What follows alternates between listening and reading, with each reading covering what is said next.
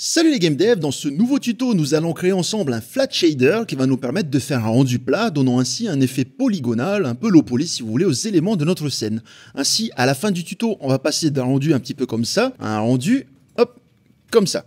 Donc là, vous pouvez voir qu'on a les faces de nos objets qui sont apparentes et ça va marcher également dans le cas du mannequin. Donc là, si je change de caméra pour aller directement sur le mannequin, donc là, on a le rendu de base et si j'active le flat shader, vous allez voir qu'on a l'impression qu'il ressemble à un diamant.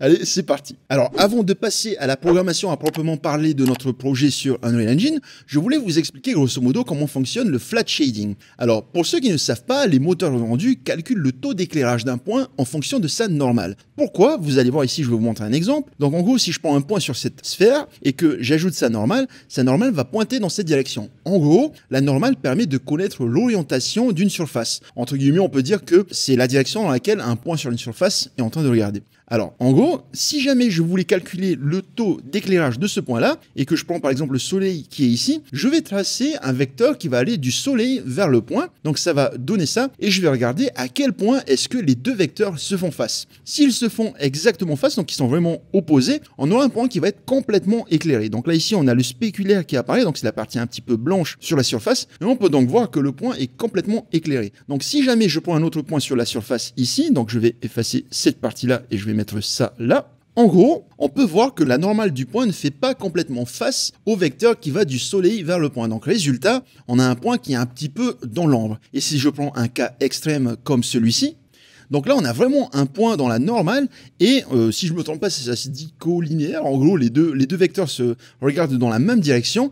Et donc en fait, cette information va permettre de savoir que ce point-là est complètement dans la pénombre. Donc en gros, là, ici, c'est vraiment une méthode simplifiée. Je ne prends pas en compte le fait qu'il y ait des obstacles entre l'objet et la source d'éclairage. Donc par exemple, si je retourne sur Unreal, ici, on a le soleil qui éclaire la sphère, mais par exemple, là, on a bien le mur qui se trouve entre le soleil et ce point-là. Donc forcément, cette partie-là n'est pas censée être éclairée. Par contre, ici, ce que je viens de vous expliquer, grosso modo, c'est l'éclairage par point ou par pixel, en gros.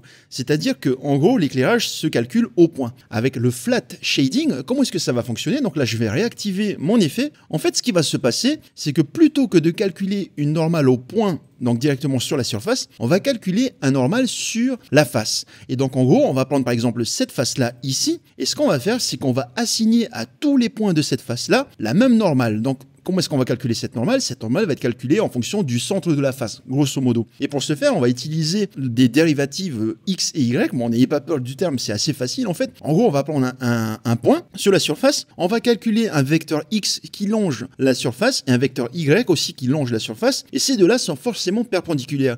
Du coup, si on fait le produit en quoi, en gros, ça va nous donner la normale, un troisième vecteur qui pointe exactement vers l'extérieur. Donc vous allez voir que ça va être plutôt facile à mettre en place. Bien sûr, donc là, dans les explications que je viens de vous faire, je ne vous ai pas expliqué le concept des normal maps qu'on utilise en général sur les objets. Donc une normal map, grosso modo, ça ressemble un peu à ça. C'est une texture qu'on va appliquer sur un objet, donc en l'occurrence ici le mannequin, et qui va nous permettre en gros de simuler la surface, de donner un peu des reliefs alors qu'il n'y en a pas vraiment. Donc là, on va passer à l'implémentation de notre shader. Et comment est-ce que ça va fonctionner? En gros, on va faire un material function qui va permettre de récupérer la normale de chaque face. Donc ce material function, vous allez pouvoir l'utiliser directement sur les différents matériaux de vos objets. Vous allez voir que c'est plutôt facile à utiliser. Donc là, je vais faire un clic droit, je vais faire Materials, hop, Material Function, et je vais appeler ça MF underscore Flat Shader.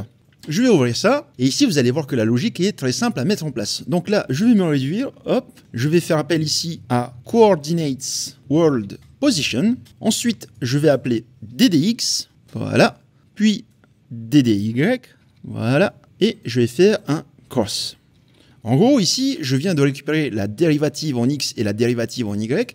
Et en gros, comme je vous expliquais, c'est deux vecteurs qui sont placés directement sur la face du point sur lequel on est et ils sont forcément perpendiculaires. Donc, pour ceux qui ne savent pas, en mathématiques, tout simplement, si jamais je fais le produit en croix, donc le cross, de deux vecteurs qui sont perpendiculaires, ça va me sortir un troisième qui est perpendiculaire aux autres. Et donc, ça va me créer une sorte de repère. Donc, attention, ici, je vous mets en garde, le cross product, il faut vraiment respecter l'ordre. Donc DDX c'est en haut et DDY c'est en bas. Si vous ne le faites pas, le vecteur résultant du cross product va être dans le sens inverse tout simplement. Et c'est comme si la face était retournée. Donc là, maintenant que j'ai ça, à chaque fois qu'on travaille avec des vecteurs, il faut toujours normaliser tout ça.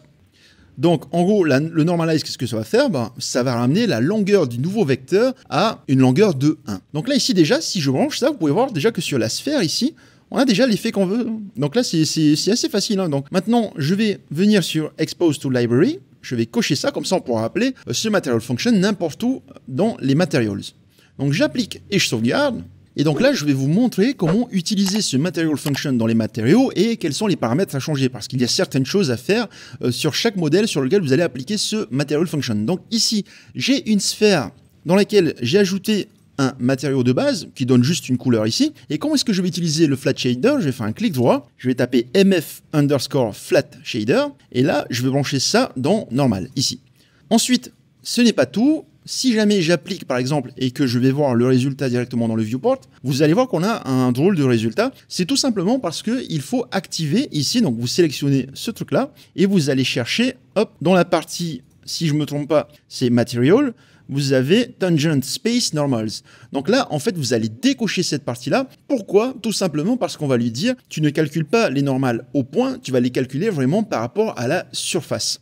Donc là, j'applique ça, et si je retourne dans le viewport, vous allez voir que le matériau est bien appliqué sur notre sphère.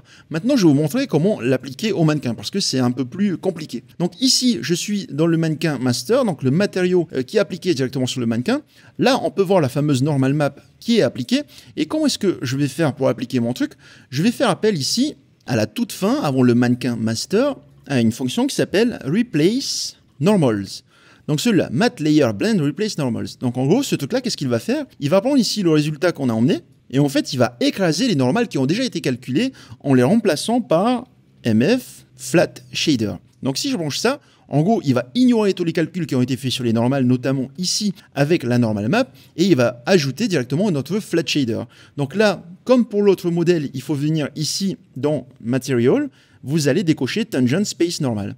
Donc là, j'applique et je sauvegarde. Et donc là, si je reviens dans le viewport, on peut voir que le Flat Shader est correctement appliqué sur le mannequin. Alors, un petit avertissement quand même, en gros, ça ne rend pas votre jeu low poly. Ça permet juste de rendre différemment les modèles de votre personnage. Donc si vous voulez obtenir un résultat encore plus low poly, il faudra modifier le mesh de votre modèle. Et en attendant, si vous voulez en apprendre plus sur Unreal Engine, je vous invite à cliquer sur l'une des deux vidéos qui vont apparaître ici en haut à droite. Pour ma part, je vous dis à très vite, c'était Evans. Ciao! Salut les tutos, dans ce game nous allons... Le shader à proprement parler sur Unreal Engine, je voulais... Des fois j'ai du mal à dire Unreal Engine. Alors, avant... J'arrive pas à me concentrer, ouais.